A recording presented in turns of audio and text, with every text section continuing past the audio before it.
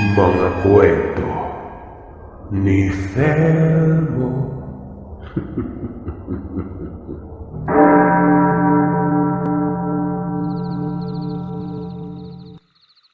Mapagpalang araw sa iyo, Sir Seth. At sa inyo mga kagiliw. Tawagin niyo na lamang po ako sa pangalang Geneva. Ang kwentong ibabahagi ko ay ang karanasan namin sa dati naming tinitirhan sa bayan ng Oras Albay. Nasa ika-6 na baitang ako ng mga panahon na yon. Ito din ang naging rason kung bakit lumipat kami sa mismong bayan. Paghahabi ng abaka ang trabaho ni tatay at ang nanay ko naman ay nagtatanim ng iba't ibang klase ng gulay. Ako at ang bunso naming si Kaloy ang tumutulong sa kanya. Samantalang si Kuya Randy naman at Potpot ang tumutulong kay tatay sa paghahabi ng abaka. Nakatirik ang aming bahay sa gitna ng 2 bundok. Bale, 3 bundok ang magkakalapit sa lugar. At ang kinatitirikan ng bahay namin ang nasa gitna. Magandang lugar. Maraming iba't ibang uri ng talon ang madadaanan bago marating ang aming tirahan. Yung isang bahagi pa nga ay aakalain mong swimming pool sa gitna ng 2 bundok. Dahil sa hugis at linaw ng tubig dito. Para ka ring may libreng cold spring. Dahil napakalamig ng tubig. Dito kami madalas magtampisaw na magkakapatid.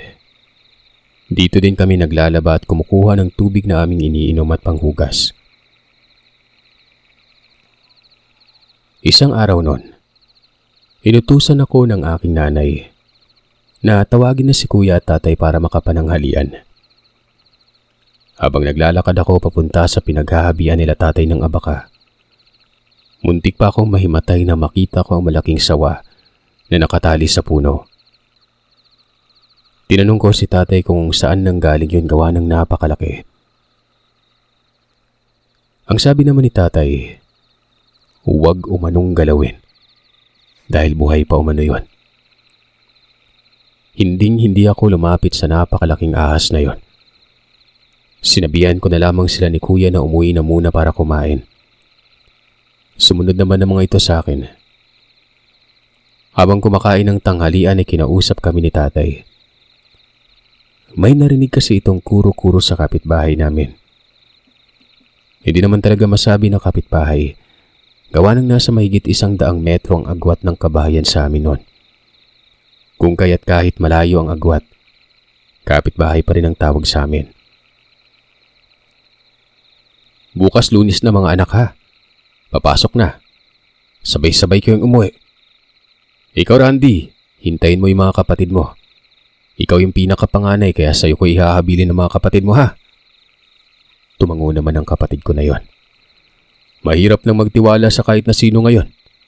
Kaya hanggat maaari, wag kayong magtiwala sa kahit na sino. May sinabi daw kasi ang kapitbahay namin, Sir Seth, na hindi lang namin nasisigurado kung totoo ba. May 2 daw kasing bata ang nawala sa kabilang barangay noong nakarang linggo. May kumuha umano ditong isang babae. Ang buong akala daw nung nakakita ay nanay ng mga ito ang kanilang kasama dahil maayos naman ang paghawak nito sa kamay ng bata. Pero nalaman na lamang nila na hindi pala ito ang ina ng mga bata nang hinanap na ang mga ito ng kanilang mga magulang. Pinaalalahanan kami ni tatay na maging mapagmatyag. Wala kaming kamag-anak na nasa malapit. Kapag may lumapit sa amin at magsasabi ng kung ano-ano tungkol sa aming nanay o sa tatay, huwag na huwag umanong papansinin. Sumang-ayon naman kaming lahat nun. Unang pagkakataon na nangyari ang ganito sa lugar namin. Dito kami pinanganak at lumaki pero wala kaming karanasan tungkol sa mga sinasabi nilang kababalagan. Dahil sa ganitong pangyayari, kahit ang pagpunta namin sa palikuran sa gabi ay kailangang may kasama kami. Isang araw, uwian namin galing sa eskwela.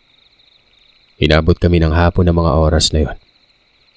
Marami naman kaming nagsiuwian at umakyat ng bundok. Pero nang pauwi na kami sa kanya-kanya naming bahay ay naghiwa-hiwalay na kami. May isa kaming kababata na si Jeda. Mag-isa lamang itong maglakad pauwi sa kanila.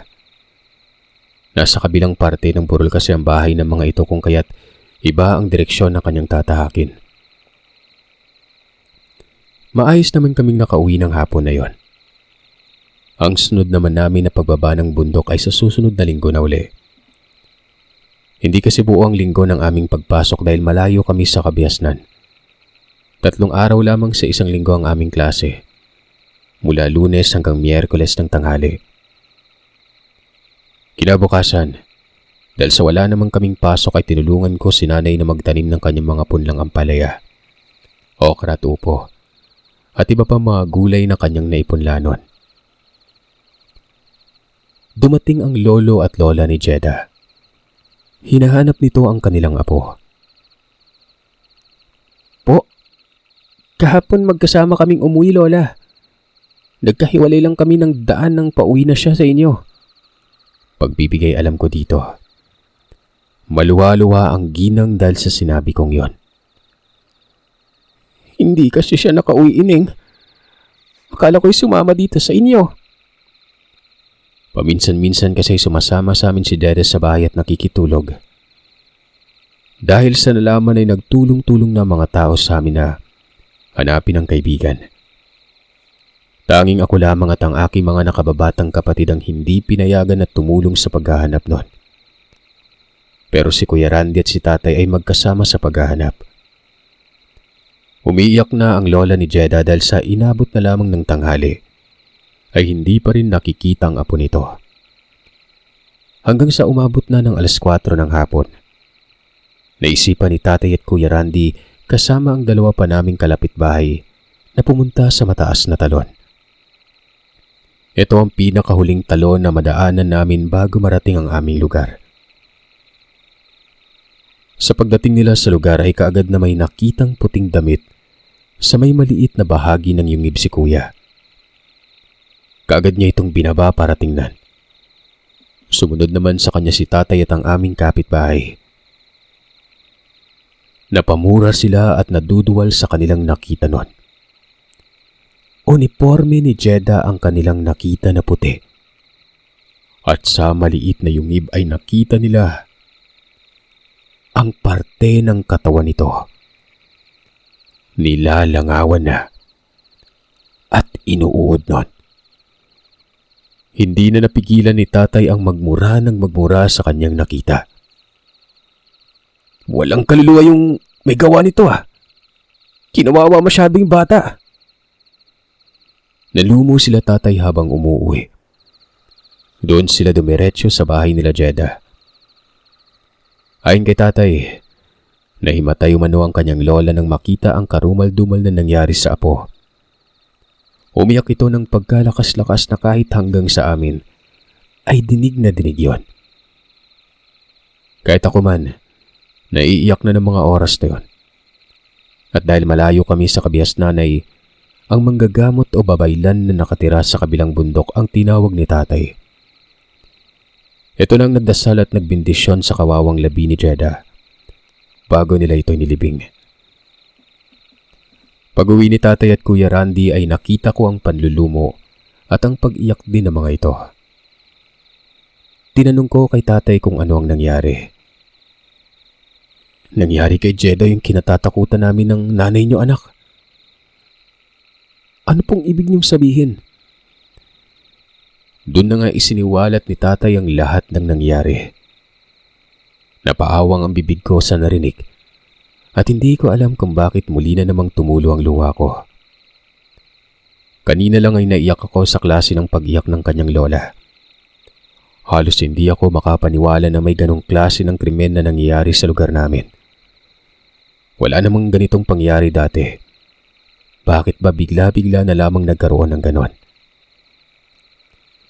Natakot ako sa isipin na hindi na kami ligtas sa mismong lugar namin noon. Dahil sa mga nangyayari ay naisipan ni Tatay at ng iba pa naming kalapitbahay na halughugin ang buong lugar. Titingnan nila kung may bago bang naninirahan sa aming lugar nun. Konti lang kami ang nakatira, kung kaya't madali lamang sa kanila ang alamin kung sino ang dumadagdag sa lugar namin. Magkakilala kasi lahat ang mga residente sa lugar, kaya't kung may dayo at gumawa ng kabalbalan, tiyak na mapapahamak ang kahantungan. Kinagabihan, hindi kami nakakain ng maayos. Si tatay at kuya ay maagang nakatulog sa pagod. Hindi man lamang nakuhang kumain ng mga ito. Hindi mawala-wala sa balintataw nila ang karumal-dumal na mukha ni Jeda. Sumunod na araw ay doon pa lamang nakakain ng dalawa. At kaagad din namang umalis sa mga ito. Hindi para maghanap buhay kundi para maghanap ng kung anong kababalaghan na nangyayari sa aming lugar noon. Mga anak, alis kami ng Kuya Randy nyo ah. Huwag kayong lumayo. Dito lang kayo sa bahay. Tulungan niyo yung mama niyo sa mga gawain dito sa bahay. Bilin sa amin ni tatay. Sinunod namin yon. Nasa paligid lamang kami ng bahay at tinutulungan si nanay sa kanyang pagtatanim. At dahil sa maraming puno ng iba't ibang prutas sa bakuran namin, doon na lamang kami umaakyat at namimitas. Nang umakyat si Potpot sa puno ng bayabas nun, aksidente siyang napatingin sa ibaba ng burol. Sa ibaba, may nakita siyang isang babaeng matanda. Pinaypay ako nito paakyat ng puno nun. Dahil sa abala din ako sa pamimitas ng kasoy, hindi ko siya napansin. Binato ako nito ng bayabas. Magrereklamo na sana ako at sisigaw nang bigla ako nitong sinenesan na manahimik. Muli ako nitong niyaya na umakyat sa puno ng bayabas na yon. Nakyurious ako sa gusto niyang ipakita. Umakyat na rin ako. Pagkaakyat ko at malapit na sa kanya ay itinuro niya sa akin ang kanyang nakita. Nanlaki ang mga mata ko nang makita ko ang isang alay na para ba'y palaka ang klase ng paglalakad. Parang gusto nitong makaakyat sa burol ng walang ingay. At dahil sa likas na makulit si Potpot, ay kinuha nito ang tirador na kanyang suot-suot nun. Tumukot ng bato na may katamtamang laki. Binala niya yun sa tirador. Inasinta ang gumagapang na matanda na yon. Sakto namang pag-asinta niya ay ang pag-angat ng paningin ng nilalang.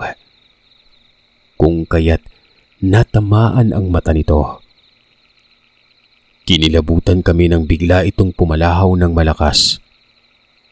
Pero hindi tunog ng tao ang sigaw na yon. Animoy palahaw yun ng isang hayop. Parang baboy na kalabaw o di kaya kambing. Yun bang nagpapalit-palitan sila ng huni? Kahit si nanay na nagtatanim ay napahinto at napalapit sa amin ni Potpot. Maging ito din naman ay napatulala nang makita naming bigla na lamang tumalon ang nilalang pabalik sa ibaba ng burol, na kung saan masukal na kagubatan ng nasa kabilang dako. Kapag pinasok mo ang masukal na kagubatan na yon, ay doon ka nito dadalin sa mataas na talon. Talon kung saan nakita nila tatay ang labi ni Jeda. Kagad na kinarga ni nanay si Kaloy. Pinababa kami sa bayabas. Mabilisan kaming sinabihang pumasok na sa loob ng bahay. Nay! Ano yun, Nay? Ano yung nakita namin? Tanong namin kay nanay. Dahil hindi pa rin rumirehistro sa utak ko kung ano ang nakita namin na yon. Mahigit kalahating oras pang lumipas, dumating na sina tatay at Kuya Randy. Nagtaka mga ito dahil nakasarado ang pintuan at bintana ng bahay. Napatanong siya. Ikinuwento naman ni nanay kung ano ang nangyari noon. Pagkatapos noon, kinamusta ni nanay kay tatay ang kanilang pagsisiyasat sa lugar. Ayon sa kanila, may nakita umano silang kubo Bagong gawa yun pero hindi niya maintindihan kung anong klaseng meron ang nakatira sa lugar. Wala din naman umanong tao nung tingnan nila. Naisip na lamang nila na taga-kabilang barangay. Paano kung ang nakatira sa kubo na yon ay ang nilalang na inasinta ni Potpot ng tirador? Pero hindi ko na yun natanong pa. Isinantabi ko na lamang ito. Baka kasi dala na lamang yun ang guni-guni ko, kaya hindi na ako nakakapag-isip ng tama. Hindi na muna umalis si tatay at kuya pagkatapos ng pananghalian. Nagsabi na rin ito na magpaliban na muna sila sa paghahabi ng abaka. Ang bahay namin ang kanyang inayos. Ikinabit niya yung binili niyang yero para masigurado ang kaligtasan namin sa bahay. Inayos na rin niyang dingding ng aming tahanan.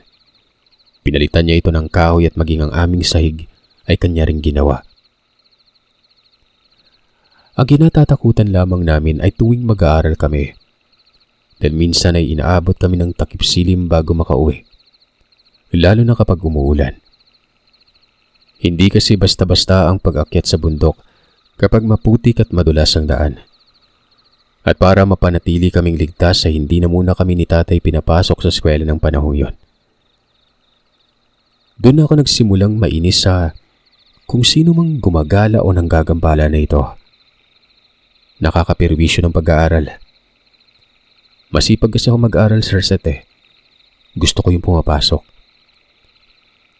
Sa mga araw na nagdaan ay ang bahay namin ang inaayos ni tatay. At nang sumapit ang linggo, dinala kami nito sa bahay ng aming lolo at lola sa Patag. Doon niya kami iniwan. Kasama namin si nanay at lola. Si lolo naman ay sumama kay tatay pabalik ng bundok, kasama ang dalawa ko pang tiyuhin. Sasama pa nga sana si Kuya Randy pero hindi na pumayag si tatay noon. Dito ka na sa nanay at mga kapatid mo, Randy. Mag-aaral kayong mabuti ng mga kapatid mo ha. Saka na tayo magsama-samang muli kapag maayos na yung lahat. Wala naman na kaming nagawa nun, kundi ang pumayag. Sa kanilang pagbabalik sa bundok ay nagdala si tatay ng halos kalahating sako ng asin. Bumili din ito ng 2 mahahabang tabas. Yun bang ginagamit sa pagputol ng tubo matapos itong anihin. Ang tabas ay isang uri ng pakurba pero mahabang patalim. Magkakasama sina tatay, 2 naming tiyo at lolo na bumalik ng bundok. Bago pa man sila umakyat ng bundok, ay isa-isa kaming nilagyan ni lolo ng pangontra. Siniguro din niya sa amin na isang aswang ang nagawang asintay ni Potpot nung nakarang araw. Maayos silang nakaakyat sa bundok at dumaan sa maliit na talon. Pero nang malapit na umano sila sa mataas na talon, bigla silang natigilan nang may nakita silang babae na naglalakad. May takip ang kanang mata nito. Pero kapag naglalakad ay hindi mong iisipin na hindi kumpleto ang paningin niya. Sa direksyon na kanyang pinanggagalingan ay tila ba nanggagaling ito sa masukal na kakahuyan. Na kapag nalampasan mo yon, ay doon ka lalabas sa ibaba ng burol kung saan kami nakatira. Maya-maya pa ay naramdaman na ni tatay ang pagbasa ng kanyang bulsa. Kumukulo ang langis na kanyang dala. Luis! Dindo! Maging alerto kayo! Wika ni Lolo Baloy kila tatay. Hindi ordinaryong tao ang nasa harapan natin ngayon. Magtatanong pa sana si tatay kay Lolo kung ano ang ibig nitong sabihin. Pero nakita niyang nakatingin na ang babae sa kanila. Ngumisi pa ito at nakita nila ang mga matutulis na ngipin ng babae na tila ba puno pa ito ng dugo. Lalapit na sana ito sa kanila pero kaagad itong binato ni Lolo Baloy. Kung kaya't namilog ang namumulang mga mata niya.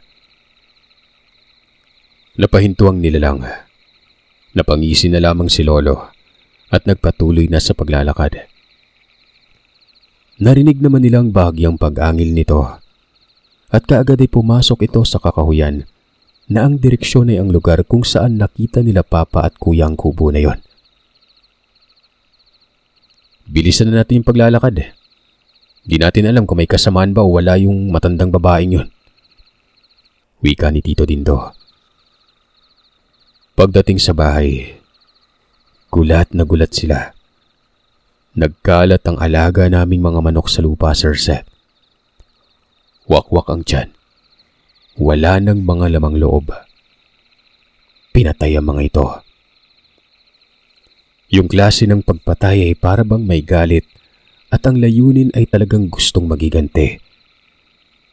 Tanging ang bahay lamang namin ang hindi napasok nun. May inilagay kasi umano doon na parang proteksyon ng tinatayo pa lamang ito. At hanggat nakatayo ang pinakapundasyon ng bahay, ay hindi makakapasok ang kung anumang nilalang na may bahid ng kadiliman.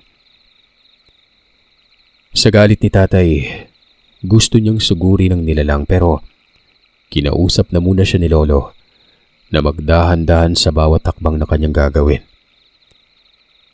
Samantalang kami naman sa patag ay nasisiyahan na dahil maayos na ang aming pagkilos. Makakapasok na kami sa eskwela ng maayos at makakauwi sa hapon na hindi natatakot. Pero alam ko, nakagaya ko ay hinahanap-hanap din ng mga kapatid ko ang pamumuhay namin sa bundok noon.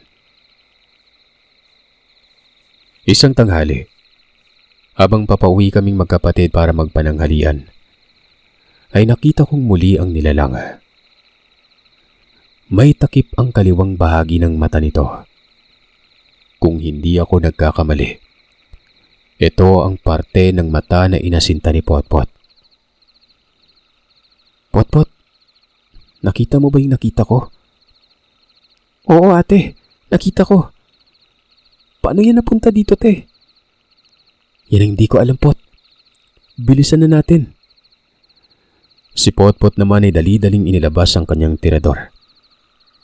Aasintahin niyo umano ang nilalang kung sakaling balakin pa nitong lumapit sa amin. Maya-maya pa ay tiningnan ako nito dahil karga ko si Kaloy na noon ay naihina sa takot. At dahil sa karga ko ito sa likod, ay nabasa na rin ang damit ko. Umakto ang matandang tong susugod sa amin pero muli itong tinirador ni Potpot sa kaliwang mata. Yun nga lang, nakailag ito. Ang tenga na lamang nito ang kanyang napuruhan.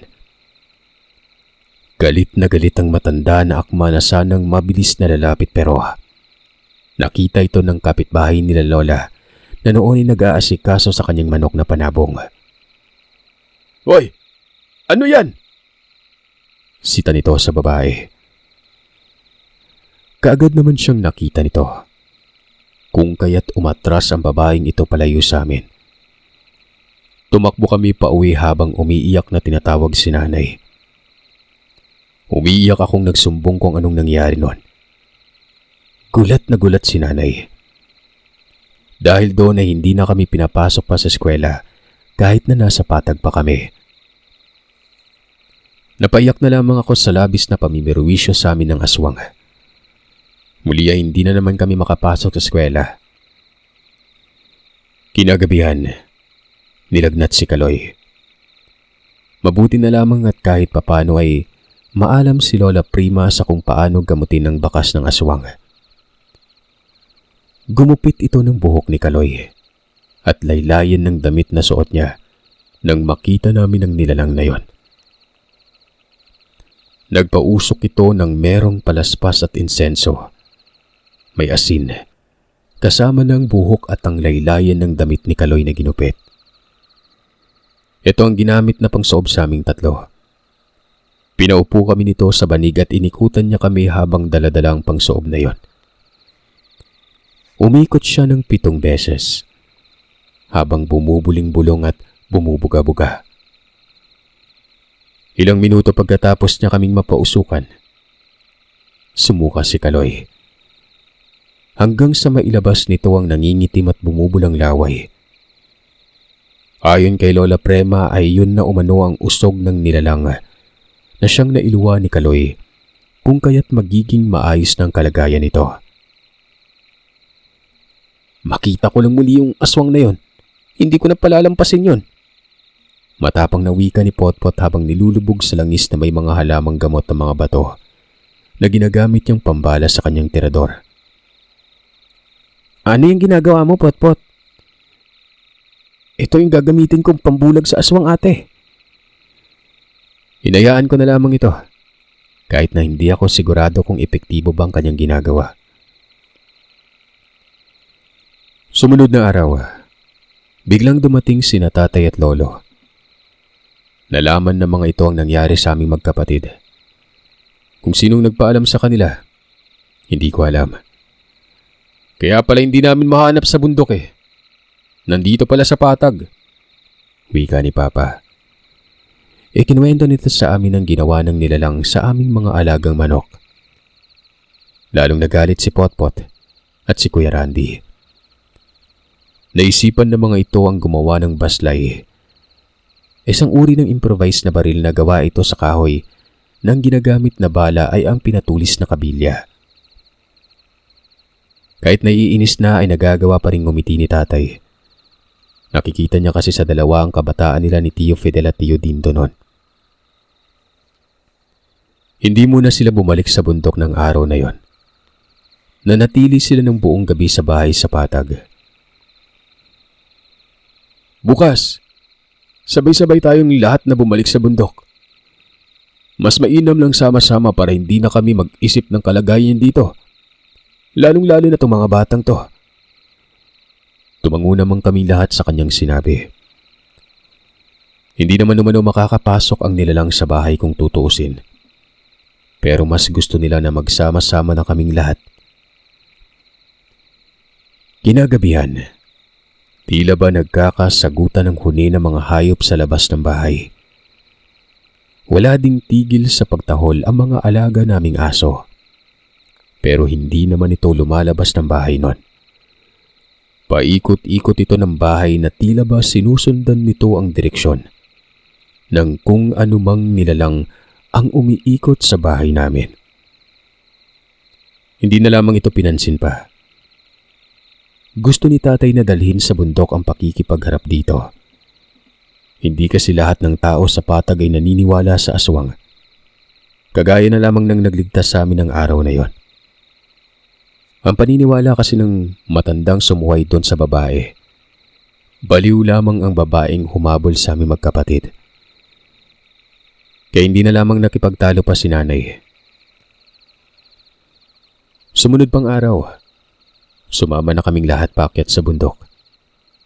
Habang naglalakad kami ay naroon ang pakiramdam na merong nagmamasid sa amin.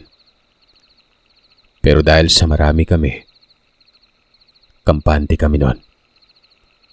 Lalo na kay Kaloy dahil kinagay ito ni tatay. 5:00 na ng hapon nang makarating kami sa bahay at natuwa kami sa aming nadatnan dahil maayos at matibay na ang aming tahanan. Maging ang sahig ng dating kawayan lamang ngayon ay pinalitan na nila tatay ng purong tabla. Ganon din ang dingding ng aming silid noon. Tanging ang nagsisilbing sala at kusina lamang ang gawa sa kawayan. Pero hindi din ito basta-bastang masisira dahil matibay ang kanilang pagkakagawa. Maging ang alaga naming mga hayop ay doon na lamang sa loob ng bahay.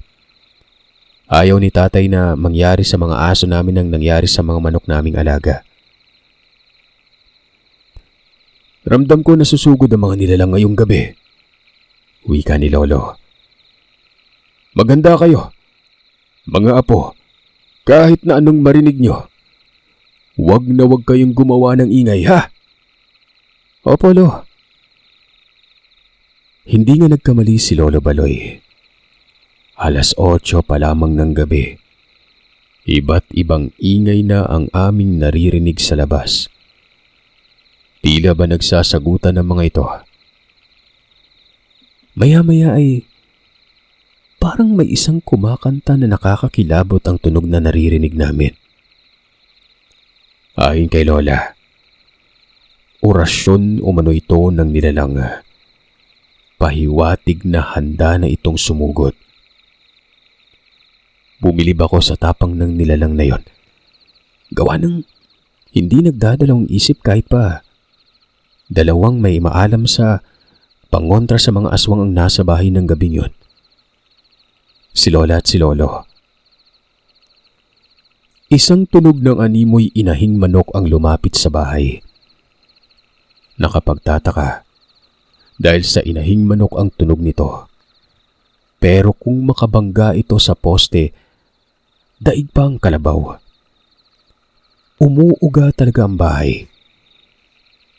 Habang hawak ang ginawang baslay, pumunta si Kuya Randy at Potpot sa kusina ng bahay nun, kung saan naroroon ang abuhan. Potpot, bakit ka lumabas sa silid? Bumalik ka sa loob! Galit na utos ni tatay nun. Sa akin galit ang aswang, tay. Alam ko yun dahil ako yung nagtirador sa mata niya eh. Lapit ka dito, aswang. Huliin mo ako. Pag-ahamon ng loko-loko kong kapatid. Siguro, narinig siya ng nilalang. Mas lalo pang nag-alburuto ang huni nito matapos nun. Kaya ang ginawa ni Potpot ay naghubad pa ito ng damit. Lumapit sa bahagi ng dingding na may konting siwang na kasya ang isang daliri sa kamay. Pagkalapit niya dito, nakita niya ang maitim at tila bang abalang nilalang sa kanyang ginagawa. Tinusok ni Potpot ng bala ng kanyang baslay ang bagay na yon. At dahil sa lakas ng pagtusok, rinig na rinig naming lahat ang paghiyaw nito. Huli ka ngayon! Halong tawa na sigaw ni Potpot na akala mo nanalo lang sa larong tekse. Napakalakas ng sigaw ng matanda na hindi pa rin nakaalis sa lugar kung saan ito tinusok ni Potpot. Lalabasin na sana ito ni tatay pero pagbukas pa lamang nito ng pintuan, may sumalubong na kaagad sa kanya. Napakapula ng mata ng nilalang. Binato ito ni Lolo. Pero bago pa man ito matamaan ay nabanggan nito sa tatay. Kung kaya't wala sa sarili na binaril ito ni Kuya Randy ng kanyang baslay. Tinamaan ng nilalang na yon. Napasigaw si nanay dahil nakita niya si tatay na maraming dugo ang lumalabas sa tiyan. Na makita ni kuya na nanghina ang nilalang, ay kaagad nitong tinalian ng lubig ang daig niya. Si Lolo naman, nahuli ang isa pang nilalang. Na noong mga panahon na yon, may tama na ang dalawang mata. Yun pala ang dahilan kung bakit hindi na ito nagawa pang makaalis sa sulog na bahagi ng dingding. Dahil hindi na ito makakita. Si Tio Fidel at Tio Dindo naman ay tila ba pinako ang mga ito sa kanilang kinatatayuan. Dahil hindi na nagawa ng mga ito ang gumalaw pa. Kung hindi pa sila nilapitan ni Lola para tapikin ng malakas, ay hindi pa nila namalaya na nakatulala lang pala sila habang nakatayo. Sa pagbalik ng kanilang ulirat, inutusan sila ni Lolo. Natulungan nila si Kuya Randy na Italyang nilalang habang wala pa itong lakas. Itinabi nila ang dalawang nilalang na itinali nila sa puno ng kahoy na goma sa harap mismo ng aming tahanan. At dahil sa kampante naman na sila na wala ng kasamaan pa ang mga yon, ay iniwan na lamang nila ang mga ito sa labas nun. Total, alauna na ng madaling araw. Pumasok na tayo at magpahinga na muna. Pagyayaya ni Lolo. Tingin mo ba tay, wala nang kasama ng dalawang to? Wala na yan. Kung meron man dapat sumugod na yung mga yon. Dahil sa pagod at puyat, sumunod na lamang sila sa sinabi ni Lolo. Naabutan pa nila na ginagamot ni Lola ang sugat na tinamo ni tatay. Si Kuya Randy at Potpot naman ay isinalang nila sa baga ang bala ng baslay na kanilang ginawa. Habang sinasalang pa ng mga ito ang bakal, pinahiran nila ito ng langis. Rinig na rinig namin sa loob ang paghiyaw ng babae. Yung isang nakatali ay lalaki pala. Malalim ang mga pag-ungol na pinapakawalan nito. Kung kaya't alam namin na iniinda nila ang mga sugat na kanilang natamo. Hanggang sa inantok na kaming lahat. Tumigil na rin sa pag-ingay ang mga nilalang na nakatali sa labas nun.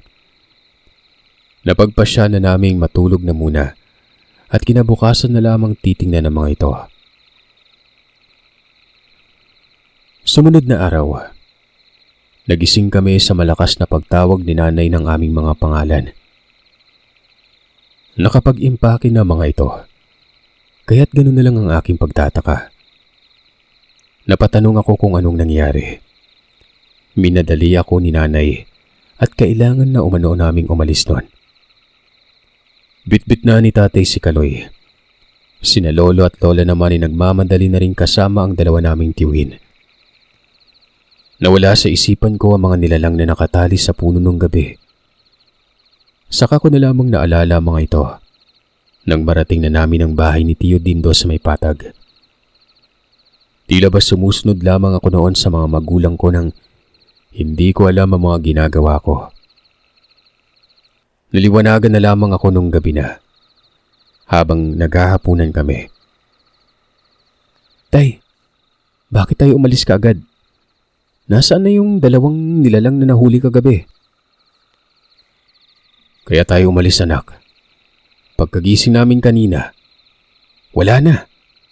Putol na yung lubid ng makabuhay na naiwan sa puno. Pagpapaliwanag ni tatay nun. Iniisip nila na hindi naligtas ang lugar sa amin sa mga susunod pang gabi. Baka magtawag umano ng mga kamag-anak o kaangkan yon. Kung kaya't mas pinili na nilang lisanin ang lugar. Palipasin na lang muna natin yung ilang linggo bago balikan yung lugar. Isang buwan ang lumipas. Binalikan ni tatay at Kuya Randy kasama ng aming dalawang tiyuhin ang lugar. Nanginayang ang mga ito nang makitang sunog na ang bahay na pinaghirapang itayo ng aking magulang. Dahil doon, nagpasya na lamang si tatay na harapin na lamang ang kabuhayan na ibinigay sa kanya ni Lolo sa patag noon. At dahil wala pang asawa si Tiyo Dindo, doon kami pinatira sa kanyang tahanan. Hanggang sa makapagpatayo na si tatay ng sarili naming bahay na inipon niya mula doon sa binentang lupain sa may bundok. Malapit na ito sa eskwelahan. Doon na kami nakapag-aral na maayos. Matapos ng pangyayaring yon, Sir Seth, ipinagpasalamat na lamang namin na hindi na kami ginambala pa ng matandang yon. Hindi ko na rin nabalitaan kung ano ang mga nangyayaring kababalagan sa may taas ng bundok. Kung nambibiktima pa rin ba ang mga aswang doon.